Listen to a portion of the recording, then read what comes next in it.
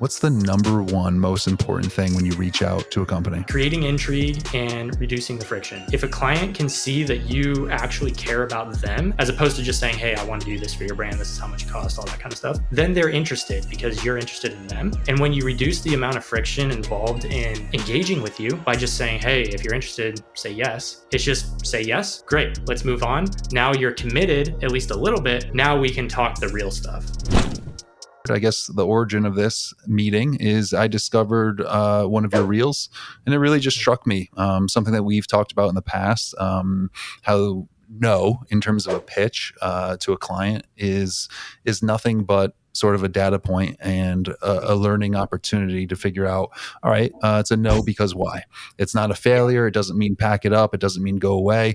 It means let me just try to figure out what I need to do, and I'm going to do this 100 more times. And if I get 100 no's, it's still a win in the sense that I've learned 100 times over what works at all, what doesn't work, what completely doesn't work, where I need to change. And that really struck me as something Seth and I really talk about. So I knew right away, you kind of got that mindset of like, let's go get it. And we like that. And I think our audience and people out there, there might be a little bit of trepidation with like going after a client, or like, nah, they probably have their own marketing team, or they probably have a million photographers they work with, or I've seen a million photos better than me on this one day, like go scrolling through Instagram. So why would they pick me? We want to impart that sort of like, why not? Like, give it a go. And I think part of that reel was like, if they say no, you're in the same spot you were if you didn't even ask. So yeah, tell us about your journey, where you are, where you've been, how you got here, and we'll just go from there. Perfect. Absolutely. I'd love to. So first of all, I've been into the creative space or just interested in telling stories forever. Basically, I started filming videos on my parents' dad cam when I was 8 years old. Would recruit my siblings to be a part of it. They weren't always that excited because I was bossy a lot of times. But, we've made these little skits and videos. And then during high school, I did a video production class and got into that, and just started to have more fun with it and realized that people are actually making a career doing this. Like, it wasn't just a fun hobby. It's like something I could actually make a living at, which was cool. But I had no idea how, right? So I was like, maybe the only option for me is to go to film school, because at the time I wanted to be like a DP. I wanted to work on movies, all that kind of stuff. So I went to film school, and in film school, they teach you all kinds of stuff, like how to light things, how to frame, how to tell stories, how to write scripts, all that kind of stuff, which is great. But I think the part that film school fails is what we're talking about, the business side of things. Because like you can be the best photographer in the world, but if you don't know how to pitch yourself, or if you don't have the correct expectations going into a pitch, then it in a lot of ways, it doesn't matter, right? So that's kind of a way that film school failed me in a lot of ways. But I didn't know it until later on in my career, right? So after film school, I ended up working on a series of different movies, TV shows, all that kind of stuff. I ended up moving to Hawaii, actually, because I was working on Hawaii Five-0, because at the time I was still running. I did Sick. Jurassic World, which was dope. Super cool. You see my face? Oh, yeah. Hawaii Five-0. Yeah. Come here for your autograph.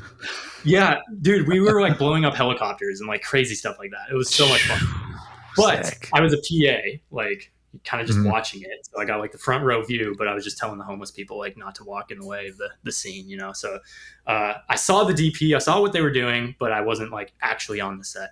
So after doing that for a while, few months, I guess, I realized like the only path through the film industry is kind of militaristic in the way that you have to work your way up, right?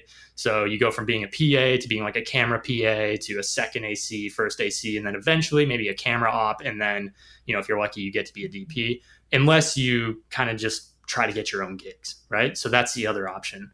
So that's what I started to do. I was like, well, maybe I'll just try to get my own jobs. Well, like I said, film school doesn't teach you how to do that. So I was basically finding ebooks on the internet. I was looking at YouTube videos and kind of just copy and pasting a lot of scripts that I would find on blogs or whatever. And of course, most of the time they don't work because they're super generic and they don't speak to specific pain points or anything like that. So yeah, I ended up sending over 100 like DMs or emails and getting like zero responses or just people saying we're not interested. Um, so that's super discouraging when you get to that level and you're like, well, if so many people talk about the hustle culture, like just send more, do more work, whatever. But it's like if we're doing more of the thing that's not working, then it just like what's the point, right? Mm-hmm. So at that point, I had to figure out, well, maybe what I'm sending is not working because it's not talking about the right thing, which sent me on this whole journey of figuring out how to correctly speak to companies, how to find the right person to talk to, what they're actually interested in, how to frame it the right way.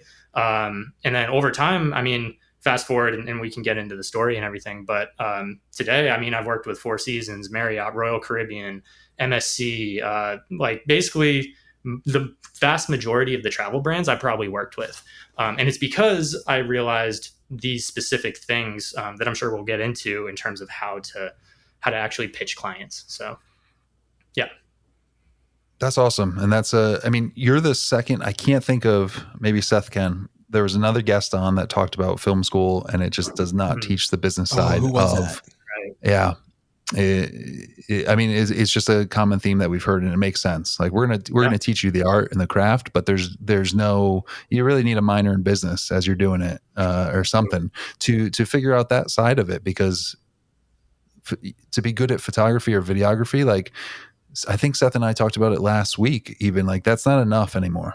Like Mhm.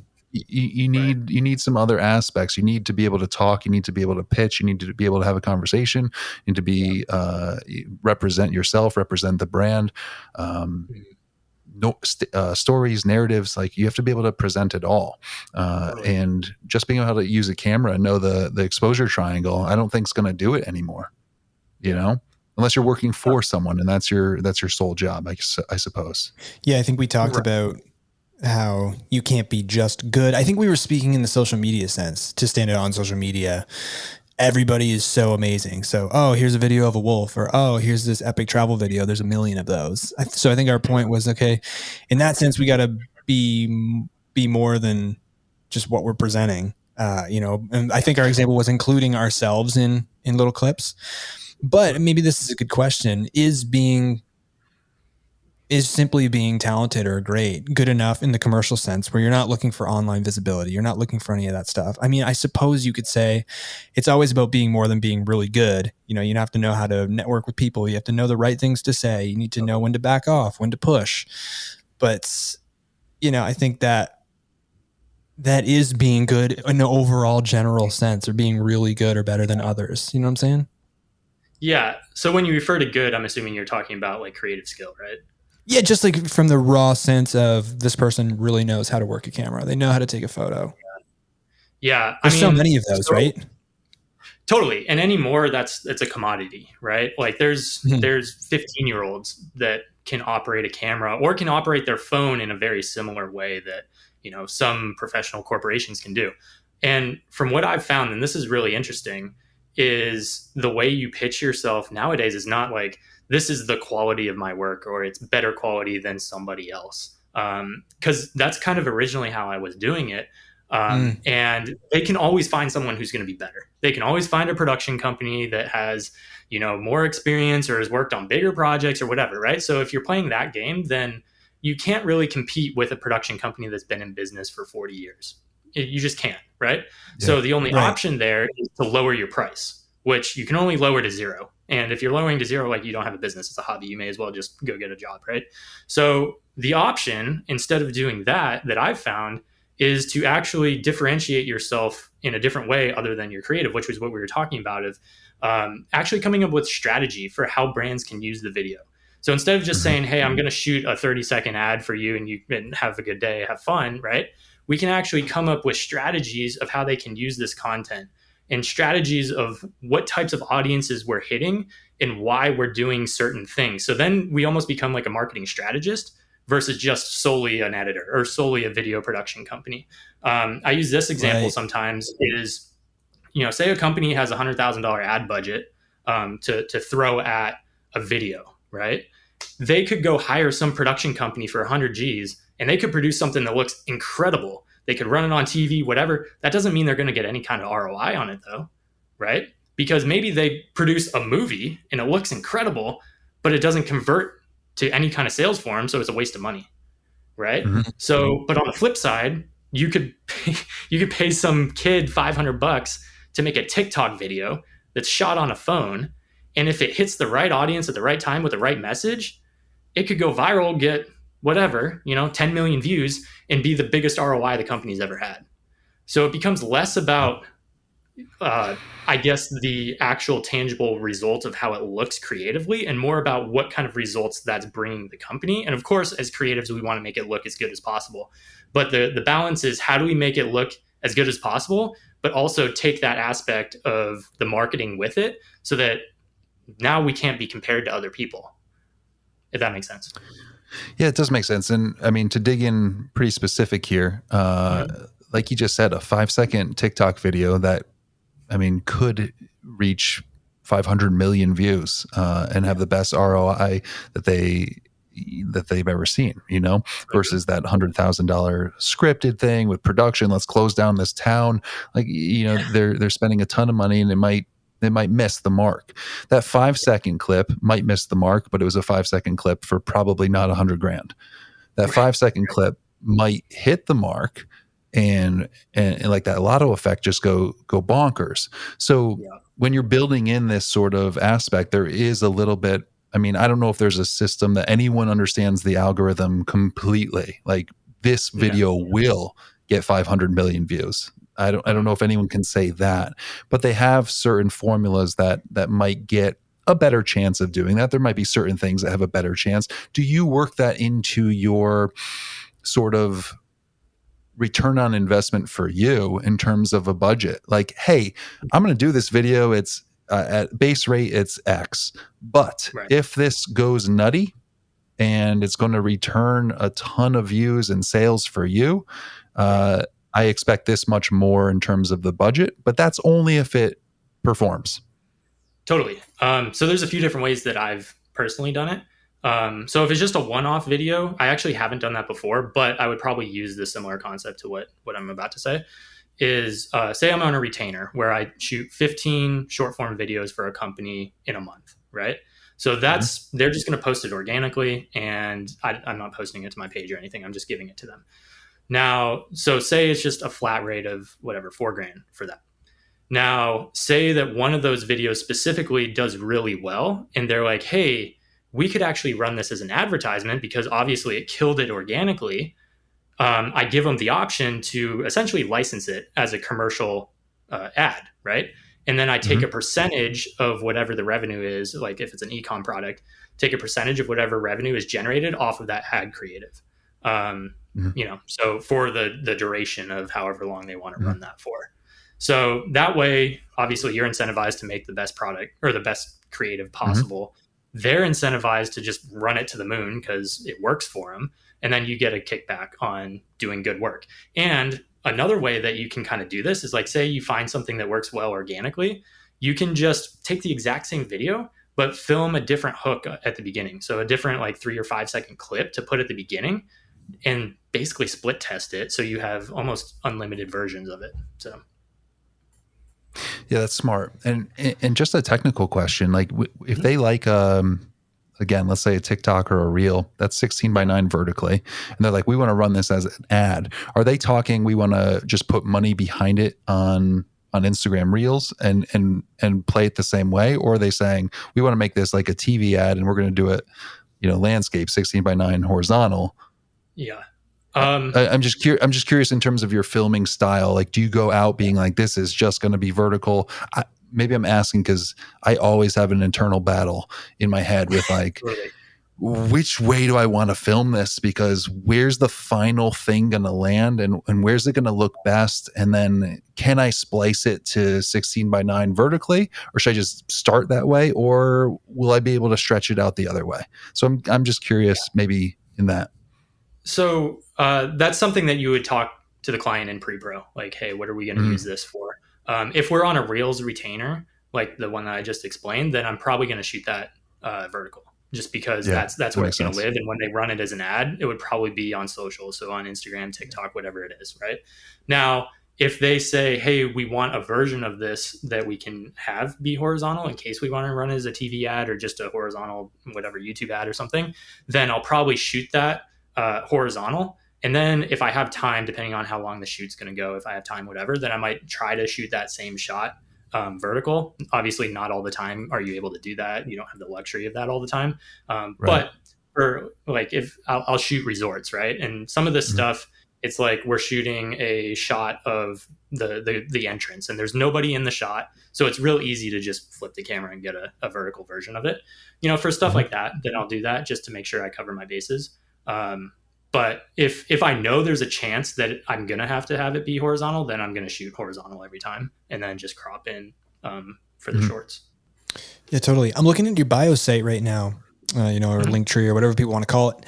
And, you have 2 links, your pricing calculator, free trial, and make $10,000 a month shooting content.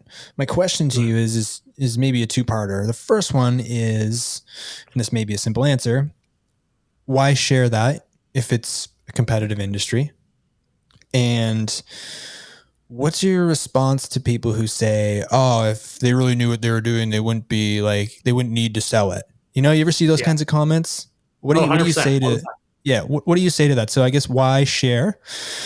And, I'm just saying this to explore, this topic. Of course, we want to build up together. I don't want to give the impression that it's all about me. But, it's a genuine question in a competitive industry. Potentially people can encroach on your revenue. And the second part, what's your response to people who say, oh, if they were making that much money, they wouldn't be selling you a course or whatever? Right. So there's a few answers to that. First one, if you look at my YouTube channel, I post pretty much exactly what to do. I don't hold back. Like the stuff I talk about on my YouTube channel is stuff that people are charging $2,000 in a course for. The reason I do that is because I know that 99.7% of the people are going to watch it and do absolutely nothing with it. So it doesn't matter. I know, it's really sad. It's really sad, but it's just Did you hear my genuine sadness? Yeah, I did. I saw a little tear, I think. Now that we're on video, I see the tears, Seth. We'll get back to that. We'll get back to that stat. I'm going to let you finish your thought. Yeah. Yes. Well, I don't know if that's exact. So I know, but like it's up there for sure. It's up there for sure. No, I don't mean literally. Yeah, because like think about what it takes to run a successful creative business. Like you guys obviously know this, but first of all, you have to be good at the creative. Second of all, you have to actually get clients results, because like they could hire you, and if you don't get them results, then they're going to find someone else, right? You have to know how to run a business in terms of the accounting, the marketing, how to run sales calls, how to constantly be getting influx of bookings or influx of calls that you can close potentially. The systems behind everything, like there's a lot to it. Right. Mm-hmm. And most people, they'll see somebody like you guys or myself, and they'll be like, oh, that's sick. They're traveling the world and they're shooting for 4 seasons. It looks like something I could do. And they probably could if they actually put in the work to be able to do all these things. But once you see everything that's involved, it becomes a lot more intimidating for a lot of people. And it's easier to say, well, I'll just go work for this marketing company and shoot their photos for them, because then all I have to do is be creative and I don't have to worry about the business side, which is totally fine if people want to do that. Right. But that's kind of the first thing, that kind of my philosophy of that. The second thing is I genuinely want to give back to people, because when I was first starting out, there was absolutely nothing out there that, like I said, I would copy and paste blogs of scripts and it just wouldn't work. And I was like, why doesn't this work? So what I give people is not scripts, but it's more frameworks and ways to think, so they can think for themselves on how to actually do these things.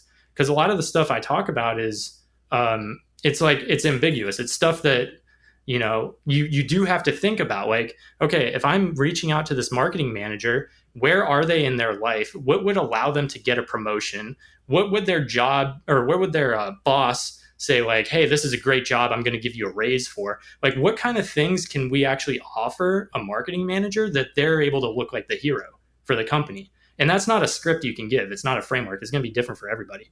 Right. But when you talk about that stuff, then it gives people that actually care and actually want to do this then they reach out and they ask questions. And then I don't actually sell a course personally. I sell a mentorship program and a system basically for getting more leads and more bookings and more clients in general. So, I mean, courses are great for basic information, and that's why I have my YouTube channel for free. But I think when it comes to getting to the next level, you really need to have the insight of somebody who's been there before. And also like the systems in place to be able to actually get yourself to that level. Because maybe you're reaching out to 100 companies a day, but if you don't have the ability to take on that many calls, or you don't know how to run the sales calls, then it becomes very difficult. So yeah, that's another reason is it's just a different market, I guess I'm promoting to. Okay. And speaking on free knowledge right now, and you mentioned sales calls, perhaps not knowing how to run a sales call. Off the top of your head, what are some of the biggest mistakes people make in a failed sales call? One of the biggest ones is not taking authority right off the bat. So a lot of times creators will get on a call and they'll be like, what do you want? Or that's the general vibe of asking the client what they want. And the fact is, if the client knew what they wanted, most of the time, if they're coming from a cold email, they probably wouldn't get on the call with you. They would just say, hey, this is what we need, right? So when you approach the sales call from like a diagnostics point of view of like, hey, where's your business? Who are your competitors? What are some of your goals for this year? What's preventing you from getting there? What have you tried in the past? Why do you think it didn't work? Like those kind of questions allow you to diagnose where a client is in their business. And then you can come in and provide a solution to them. But if you're just saying, hey, how many photos do you want? Or a lot of people, the sales call will be just going and pitching them right off the bat for something they don't even know if the client needs because they haven't even expressed any kind of pain point yet. So really trying to uncover what that pain point is first and foremost what you need to do. And then showing why your solution in terms of content is the best option for them to get to their desired end goal. Yeah. Right. Now, a pain point is, I assume, just like it sounds, an area in their business where maybe they're lacking. Maybe they're on social media with zero video content this day and age, and you go like, hey, this would help. You know, is that a correct assumption for everyone listening? For my mom out there? Yes. So that's part of it. But sometimes it's not just like, hey, you need to be posting whatever 10 videos a month on your social just for the sake of having it because it's the 21st century. We have to get to why does that matter for them?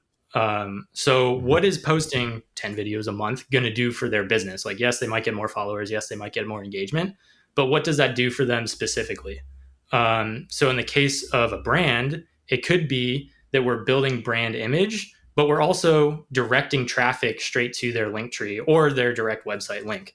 Because when we're talking about brands, they're running paid ad campaigns mostly, right? So they're going to be spending a certain amount of money per lead that comes to their website.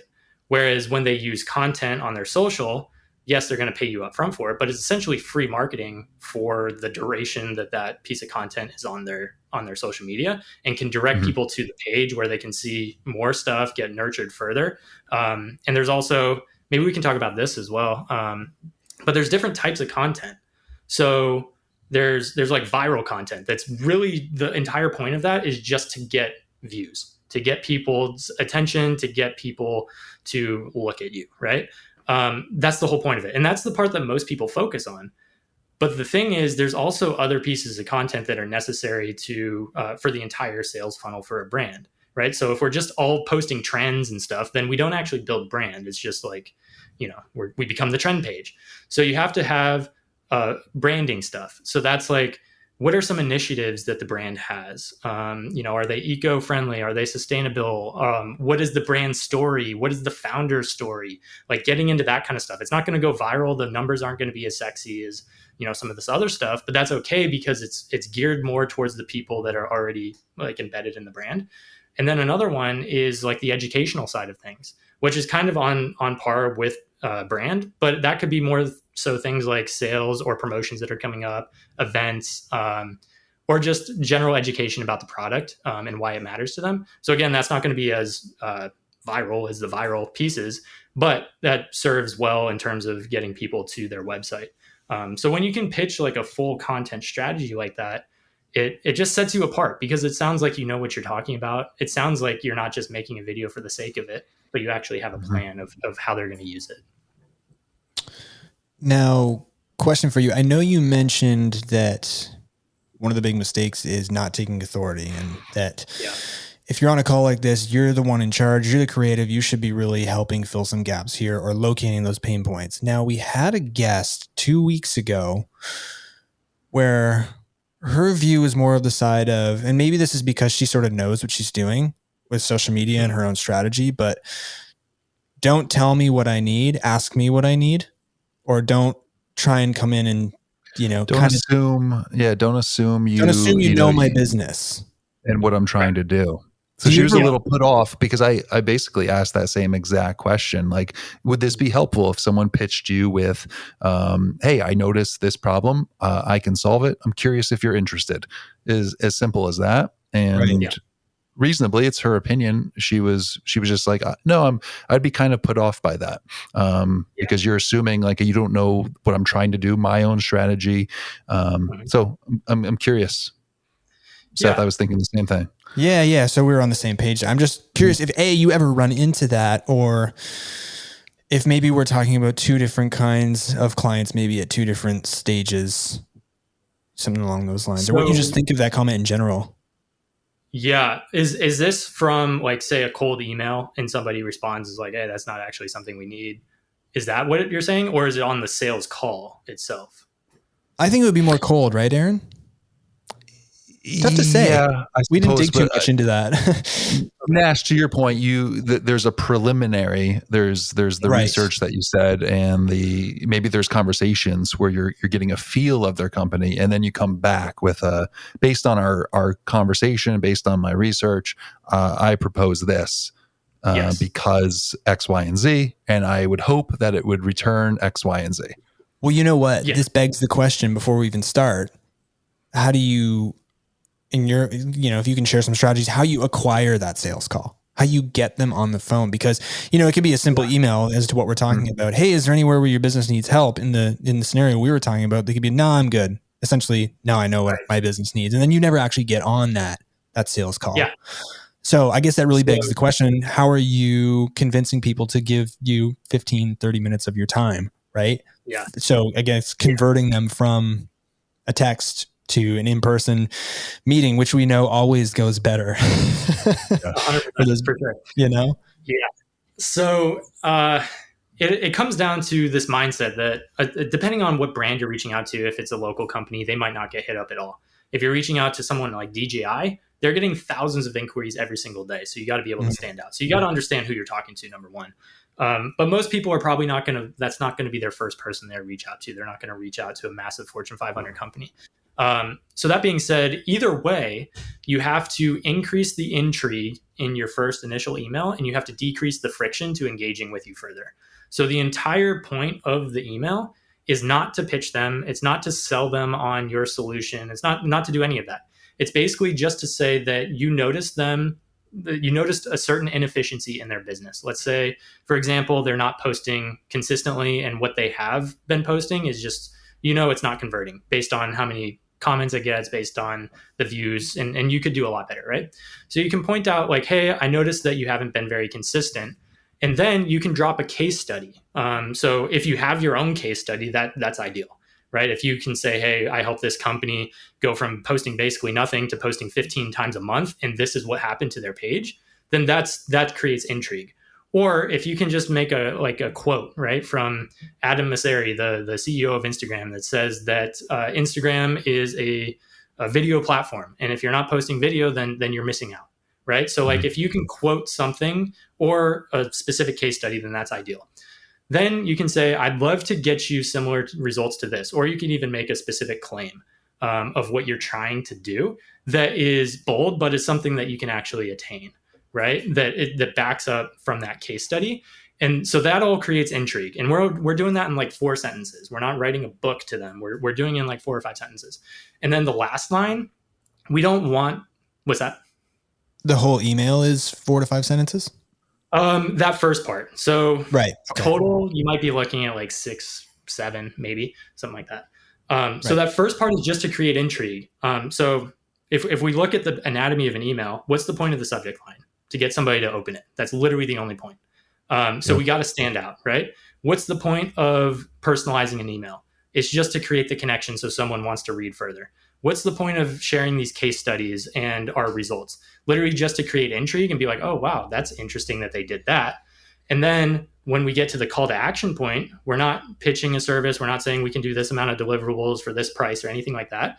We just say something like, hey, if you want to know the exact strategy that I've used to get these types of results for that client I shared, then just reply yes, and I'll share it with you.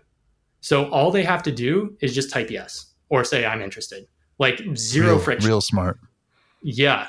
So zero friction. And then when they say yes, all you do is you share a quick, you could share a Loom video where you explain it in like 5 minutes, or you could do like 3 bullet points where you're like, hey, I'm going to do this type of video, this type of video, this type of video.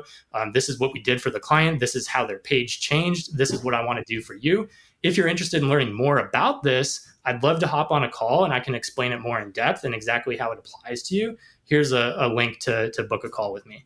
And then boom, then they've already showed interest and you've explained the whole thing, how it's relevant to them. And then it makes it so much easier to get them on a call. Dude, I freaking love that. Yeah, I love that. Just reply yes. Just reply yes, zero friction. So now you know if you need to spend, I mean, there's nothing worse than crafting an entire email with links and this and that and getting nothing back. It's like, that was a lot of work for nothing. So a quick email to the point. Are you interested in me then explaining more? Yes or no? Like, yes. Yeah. Okay, great. And then I love further the video presentation. Now they get a sense of your personality. Can you speak on camera? What do you look like? What's your style like? And you can explain a lot in words really quickly and give them a quick video where they feel more comfortable probably with you now going forward in terms of like, yeah, I could get on a call with this guy or girl, no problem, you know? And I just think that's brilliant. Then, you know, blasting them with another 5,000 character email where they look at it and they're like, I'm going to lunch, and then it's gone forever. You know? 100%. So if there's one video file, it automatically I would think would be like, like what's that? Like, let me press play. Yeah. Oh, it's 5 minutes long. Like, I'm going to get to this later, but I'm curious what's behind this video. Yep. I love it. Yeah, 100%. And the reason that works so well, because if you shoot out a video cold on the first email, then you're risking them having zero context for it and also probably not even watching it because they're giving 5 minutes of their life to some random person that emailed them. But when you get that first commitment of yes, I'm interested, then they're committed to at least learning more about it. So they're much more likely to watch that video. And when you do it that way, that first email, you can templatize for the most part with the exception of the little personalization that you make. So you're not like hyper personalizing every single email you send, so you can do it more at scale. That was going to be, you literally use the exact same terminology I was going to use. I was going to ask you, how do you scale that in terms of customizing the next step with video? You must have several templates that fit different scenarios. Yeah. You're talking the first initial email? Yeah. After you've gotten yes as a reply and you're on to the video stage, are you customizing every single one of those videos? There's no way you can scale that, right? No. And again, it depends on the client, right? If it's a dream client, somebody like DJI, then I'm going to pull out the stops and make something really good. But if it's just a client that you're like, it's not a dream client, but it's somebody I want to get, whatever. I create what's called a VSL. So a video sales letter. And essentially it's like that 5 to 7 minutes long. And are you guys familiar with video sales letters, how it works? Not at all. No, not until right now. And I'm blown away at how dumb I am that I've never even thought of this or heard of it and not used it. Like I'm literally blown away. So tell me the VSL. Give me the VSL. Yeah. So to be honest, so I got super into the whole marketing thing, right? And a lot of people who are in the marketing game use VSLs. So like ClickFunnels, they're huge on it, right? But in terms of the creator industry, like literally no one uses it. I have never seen anyone else use it. So that's why it's so dangerous, because like you can stand apart immediately because of it. So essentially what your goal is to give proof that you know what you're talking about. So it's easy to show footage that you've shot before. So you're not sending them a website portfolio, but you immediately have footage. You immediately have client list. And then you give a case study, like your most bomb case study that you have of the results that you've gotten the client.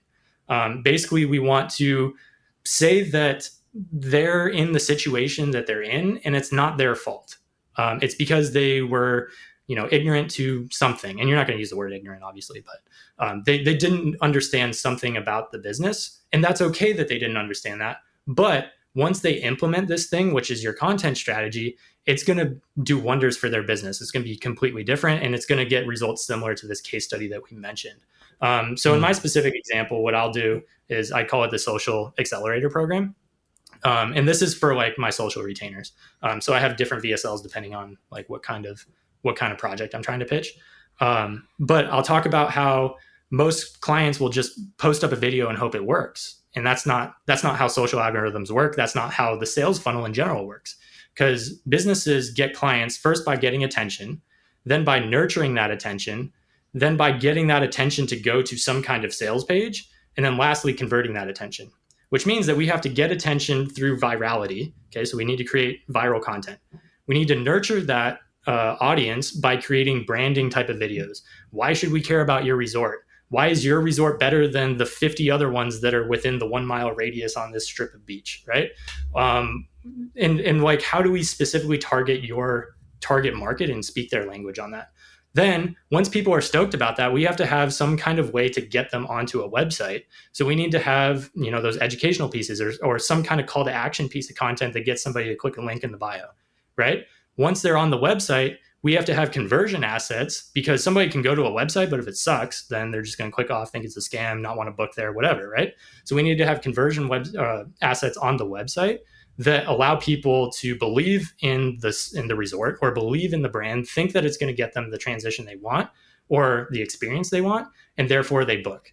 So content is critical for every single aspect of that sales funnel. And when you're missing any single part of that, then you're just missing out on a complete section of the sales funnel.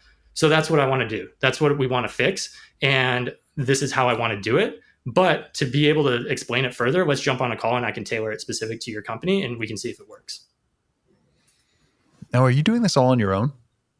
Yeah. Do you have like a team? I mean, the video. No, just the whole process. Like your business. Is this you? So I do a lot of the shoots. I do outsource some of the shoots, like the ones that I don't want to do as much. So I do that. So I have contractors. I also have a sales guy, a closer. So he takes on all my sales calls now. In the past, I was doing it all, but I kind of trained him on doing that. And I actually am in the process right now of hiring an outbound team. So I'm training them up to basically do all my outbound for me. So I don't have to do any of the initial outreach and basically duplicate myself. So, and I also have an editor. So amazing. Yeah. Amazing. Yeah. It gets to a point where you need a team. I mean, we're probably a little bit behind you with our own business, but like we're getting to a point with the show where like we need a team, Yeah. Otherwise you have no life. You have no, like, totally. You're totally invested into hustle culture. And maybe that's for somebody where you're going to bed at 3 and up at 5 and you're disappearing and all you're doing is working on your business. That's not for me. I don't think that's sustainable for anyone. We're here to have fun. We're here to have a joyous life. And, building a business is fun, right? But like maybe you want to go surf, maybe you want to go rock climbing, maybe you want to go do those things. My question to build off of sort of what you're talking about is, are you creating content that hits all of those what would be the term? Those areas: attention, nurture, conversion, or does it depend? Or sometimes you only pitching, hey, I'll create you content that's just for the attention part. Looks like you got everything else covered, or just for the nurture part. Right. Totally depends on the brand. Right. So sometimes brands will have the viral side down. Like they've built the page and they have a bunch of people coming in. But they don't have any of the nurture or conversion side of things. So I would tailor the pitch more towards that. Now, the video sales letter is going to talk about all three of them and why they're important so that you can just scale that and just send it out to everybody. But when it comes to the actual sales call, we'll tailor that specifically to the brand, specifically to what they need. So that's on the social side of things. Now, sometimes there'll be for example, a resort that needs updated room photos, or they just underwent a renovation or something like that. And obviously the most of that stuff is kind of irrelevant to them. So what's more important to them is to showcase the new design of the room, or to showcase the new renovations or whatever it might be, or if they have a restaurant, or sometimes this is another thing with resorts, is they'll have like events, or they'll have a celebrity chef come in. So they're constantly updating, constantly having these new little like marketing initiatives or whatever that they need content for. Because you can just post a photo graphic that you make in Canva, but it's not really going to do much for you. Whereas, making a video, obviously, as you guys know, is going to be much more engaging for that. So you got to tailor it to the client depending on what they need. But you can templatize a lot of like the specific processes. It's really smart. I mean, it just really is. I think with this day and age, everything's so fast paced. Video is king. I mean, why not translate that to everyday life, to email, to pitching, to like, here it is. Like it's the next best step versus getting on like a Zoom call together. Like here's the movement, here's the life behind what I can do quickly just to pitch you or talk to you about the sales funnel. Like look at the quality of this video that's happening right now. It checks off like a lot of question marks that an email does not. I mean, email can be written. You could chat GPT, like make a wonderful pitch for Marriott in Key West, and it will. Yeah. And like, but that doesn't give a lot of the question marks, like who's going to be filming, like what's the person look like, what's the demographic, like what's their attitude, what's their work ethic. Like it doesn't give any of that, which this VSL does. Aaron's new favorite thing. VSL. I do have to ask I think a tough question, because this is where maybe fear comes in, and working past that fear is you're researching, but you're promising an unknown sometimes. I mean, you might have an idea, you might have a probability or a hope, but you're kind of promising an unknown. Like someone's page might just not work, or your video might not strike what they're hoping. They might be hoping, oh, this guy's coming on, like it's going to go viral, and then it's a slow trickle, or it starts to come up. Are there return emails or return videos or calls where they're like, hey man, like you promised X, Y, and Z, and like we're not seeing it. Like how do you turn that around, or does that happen? It must happen sometimes. And what's the attitude behind that? Because that fear, I'm feeling that fear of promising a company like, hey, if I do this video for you, I think it'll go viral on your page. When, I mean, who knows? Who knows? Right. Yeah, and that comes down to what you guarantee, right? Can you guarantee the thing is going to get 2 million views? No one can. Like it could be the best video. You could copy a video that has 2 million views and post it on their page, and it might not get that, right? So setting those expectations up front of like, hey, we're going to follow frameworks that have proven to work for these companies. And you can even show them examples of like, hey, this template worked for this company that we want to apply to yours. Now, is it going to be the same? No, because you're a different property, you're a different page, like you've been around a different amount of time, different audience, all that kind of stuff, right? Different timing even. Like sometimes just the timing of when it is, maybe it hits a trend or whatever, right? So there's so many different factors. So you just have to set the expectations of like, hey, we're going to do our best to do exactly what we did with this company, but we can't guarantee it's going to perform exactly how it is. It might even be better. Who knows?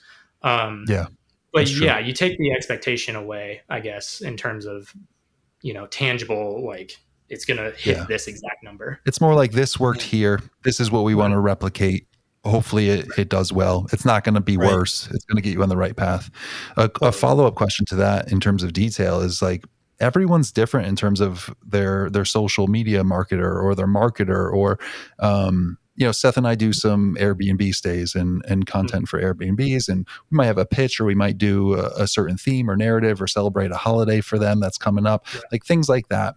But you hand over the content, and I can't tell you how many times a reel gets posted and like the music's, maybe they even forgot music or trending music, or they don't do the caption or a thing, and you're like, like like I don't have the final say on like when this goes out, how often it goes out, or maybe they're doing the reel like once every 3 weeks, and you're like, I gave you, 20 for the month, hoping Mhm. you would do them every week to see that growth and feel that like, oh, I hired this guy and I have this great return on investment.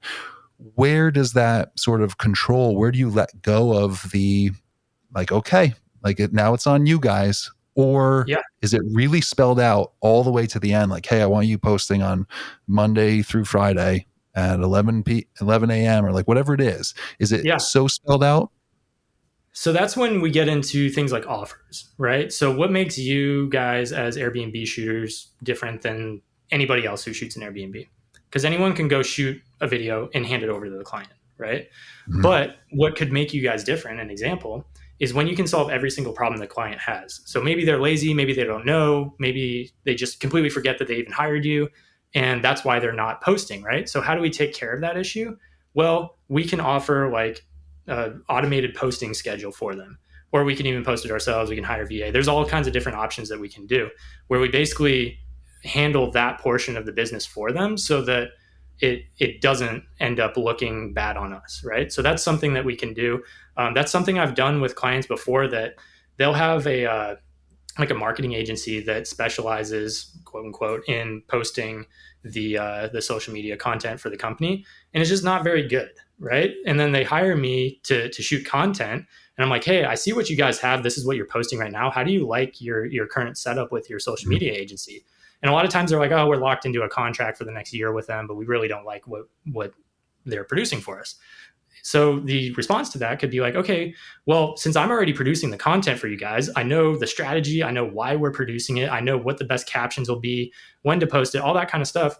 Wouldn't it make sense to just bring me on to actually do the posting, handle the posting side of it, so that you guys don't have to worry about that at all? And you're not handling like two different vendors. Like, it just makes more sense. And a lot of times they actually appreciate that, because you have the firsthand perspective of why it works, because you become the strategist instead of just the guy handing over videos. Plus, it just looks better for everybody, and it's easier to stay on retainer that way. Because here's another way you can do it: is like, say you initially shoot 15 videos, but you can just reorganize the clips in the videos, put a different song on it, and now all of a sudden you have a month's worth of content Mhm. that you didn't have before. But you can still charge them that monthly retainer for it. So there's just all kinds of advantages for that. That's a great point. Again, there's so many just avenues to business. There's so many avenues to this whole game where it's like, it doesn't have to stop at content. It Mm-hmm. doesn't just have to be content. Like, I can give you 25 videos and 50 photos, like, and then that's it. But like, what are you going to do Yeah. with them? Do you have a plan? Because I can help you with that too. Yeah. And for a price, like, I will take my time to, for the next 2 months, you'll have a post every day. Let's see what growth we can do. And if it's Yeah. great, hey, you want to continue this? Now hire me to get some more content. And then I'll continue the 2 months. Let's do another 2 months, see where we're at. And then Mm-hmm. it's, once you take, I feel also with business, with life, you take a chore off someone's plate, you Mm-hmm. take it off their plate, they don't want it back. As long as you're Totally. doing a decent job, they don't want it back. Right. Like, time is money, you know, Mm-hmm. in terms of, Seth, in terms of editing, like, Seth edited all these podcasts. Yeah. We finally said, we got to give this to someone else. We got to free up some time. And Seth someone doesn't want who's better Yeah, on top of it, right? a little better. I almost went way better. How dare you, sir? How dare you, sir? I'm kidding. The tiniest bit better, Dex. The tiniest bit better. But my point being, if Seth were being honest, I'm like, do you want that? Do you want that back? Absolutely Like, not. that chore's gone, and now it's freed up. So once Not you that I'm get above that, it though, just because I have so much more time to do other things, and I'm of rest course. easy knowing someone who's better than me at that task has it handled. Oh, absolutely. So, and that's business. Like, how can I help you? And it How costs can I help money, you help but then yourself? you budget for that, and you realize my time is worth that amount being spent, or we decide that realistically. Yep. Yeah. I think what's also been really fascinating about this discussion, and something that's I've wanted to kind of blurt out, even though it's already been said, but really hammer home, is the data is inarguable. So when you're talking about case studies, or here's my framework, or here's my strategy that works 80% of the time, or it worked for this person, or it worked for this company, that's inarguable. You can't argue with objective, concrete data. Mm-hmm. So I like that idea of running your own case study, even if it's, small scale. If the results are there, you can scale that over time, I'm sure. So that's definitely something that, I've taken note of. 100%. And I think something to note on the case study thing is that a lot of people confuse case studies with portfolio. So they'll go and they'll take free shoots for, for a hotel, or they'll take free shoots for a brand, which is fine if you're building portfolio. But they'll never get a testimonial. They'll never figure out any kind of like tangible result of where that content was used. As far as we know, like, yes, it's on your personal portfolio, but maybe the client never even used it. Maybe they didn't like it. Who knows, right? So whenever you do free work, it's, yes, you want to get the portfolio, but even more important than that is some sort of testimonial or some sort of just tangible result that came as a result of you working with this client. Because that's going to be infinitely more valuable than a free stay or a free product or just throwing some stuff on your website, Yeah, absolutely. Endorsement. Yeah. And to that point, whenever you're doing, or whenever I'm doing something new or find myself in a new situation, let's say it's centered around social media, I'm always taking a screenshot of where their page was and what it looked like before, let's just say, my 15 photos showed up. And now I have like even if their following grew, whatever, 10%. You can argue it. You can still say like, hey, I did this, and within a month, the following grew 10%. And you can change stats and move stats and shape shift stats to make it seem pleasing in whatever you're trying to prove. But if there is growth behind and after what you've done, I think it's really good to show that. Especially if you're like taking over an account, like, let me post for you for 2 months. Like, hey, our last post, we got, 1,000 views. When I started, we got 25. Yeah. Like, even to be able to say that is whatever percent increase that is, a bajillion. Like I don't know if that math's right, but yeah, to be able to say that, or those little things, I think it's important to keep track of, like, hey, where were they before they worked with me, and where are they after, and what can I show from that? Yep. Yeah, 100%. And that's what, when we were talking about case studies in your initial email, that's what creates intrigue. It's not necessarily like, hey, I worked with, name drop random brands. Like, that's cool, but so have a lot of other people. So, but when you can show that actual result, that's when you set yourself apart. And that's when they're like, okay, all these other content creators are pitching me to do 10 photos and 2 reels, but this guy is actually pitching me like a tangible ROI. And like, here's proof that actually works. I'm going to talk to him because he seems like he knows what he's talking about. Yeah. I think that's spot on. Yeah, totally. This is why, Seth, I enjoy this show, because I'm sitting here like, I've never pitched a brand before. Like, that's what it feels like. Like, you just keep learning. You keep learning like these little things. And I commend you for putting it out there for, free. It's not free for you, like the time and the effort, but to put that stuff out there to get conversations going and get, people thinking. And I mean, it's really awesome. I think there's just so much that's out there that people can take. And I guess the choice becomes, like you said, do they want to, really make the moves and have a further conversation with you? And there's that sales funnel. Get the interest, and if they're serious, they're going to want to have a conversation with you. So it works in every sort of. Not even necessarily serious. Maybe they want to fast track results.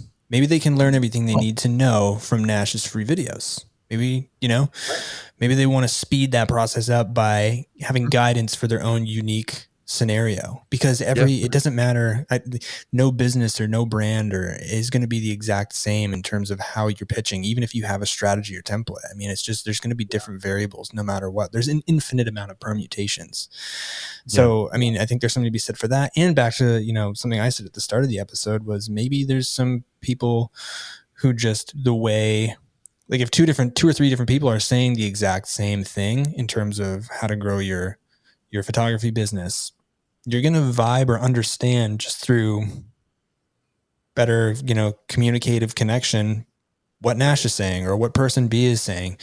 It's all how it's presented, and personalities play such a big role in how we understand information. So there's going to be people who vibe with Nash. There's going to be people who maybe don't understand as much as somebody else. And I think that's really interesting. And that's why I think we can all, not we, but in certain industries, companies or people can pitch the same service or same tutorials and, get so many different kinds of clients. Yeah. Yeah, 100%. I mean, transparently, the goal in my free videos is to get a photographer from 0 to like 3 to 5,000 a month. Like that's my goal, is if you just watch my videos that you can get there.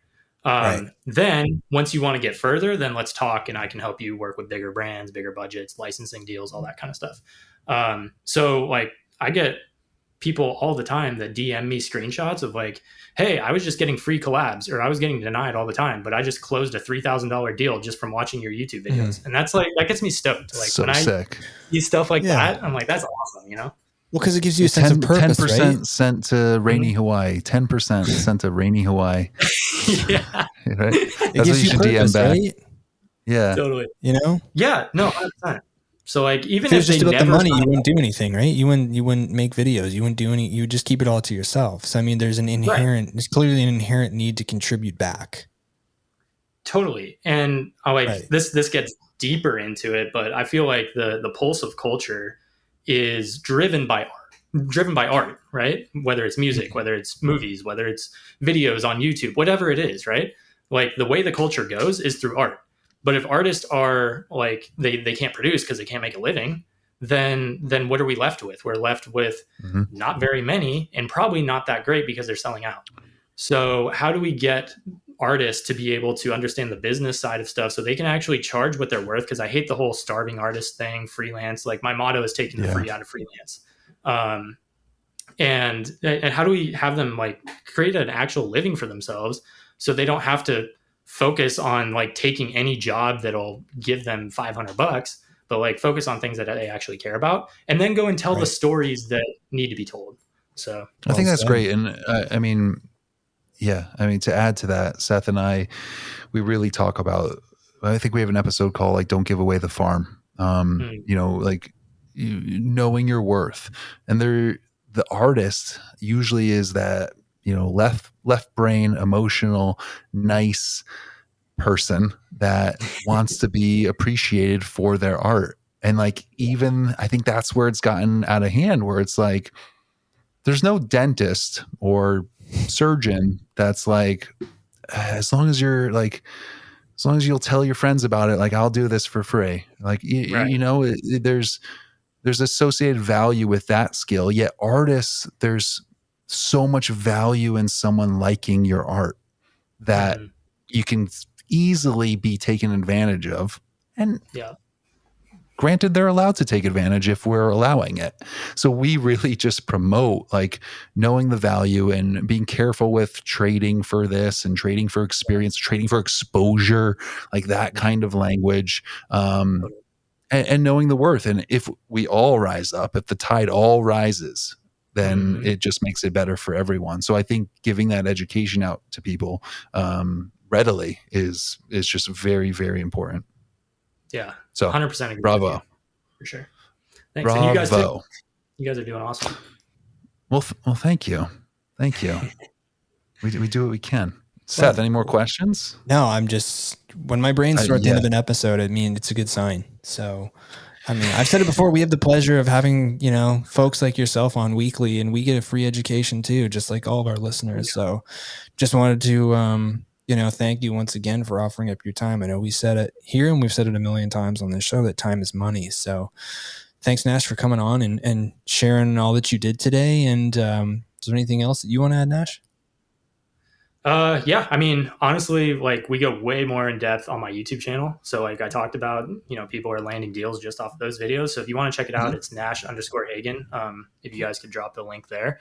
But yeah, I have tons of stuff from how to get deals if you don't have case studies, to how to properly pitch clients, how to structure an email, what they care about, how to price yourself, licensing deals, like all that kind of stuff is on the YouTube for free. So yeah. Amazing. That's in the episode description, folks. That's sick. I feel like we're gonna need a part 2 and maybe dive into Let's do it. some more specifics with this at I'll tell some you what we point. do, Aaron. I tell you what we do. We do the free course on YouTube. Watch them all. Mhm. Do a case study, and we could be a case study for Nash. Come back There on you the go. show a year from now, and let's see what's up. That would be sick. Yeah. That's not Let's do it. that's not a bad idea. See where we're at. We'll have grown. You'll have grown. Mm-hmm. Just saying. That'd be awesome. Nash, I have one quick question because since I was watching your videos, this is the one thing that hit me is you're doing these major resorts, these beautiful places. How do you get the people out of the freaking way? Like, how is it? Like, what time of day are you filming this resort? And there's basically no one there in the drone shot, and there's like, what's the magic here? Yeah. So Photoshop exists, so that's great. But for video, it doesn't yet. Well, they have Firefly, so maybe kind of. But no, usually it's sunrise. So sometimes you'll have to work around like the pool cleaner because that's usually when they clean the pool. But if you can get there within like maybe an hour of sunrise, not like just when it's rising, but you know when the sun's up a little bit, so the water's blue and stuff. That's usually the ideal time. Anytime after like 8:39, you're getting all the people with the pool towels and the kids and the floats and all that stuff. So there's that. Occasionally, depending on the shoot, depending on the budget, they'll shut down areas of the resort.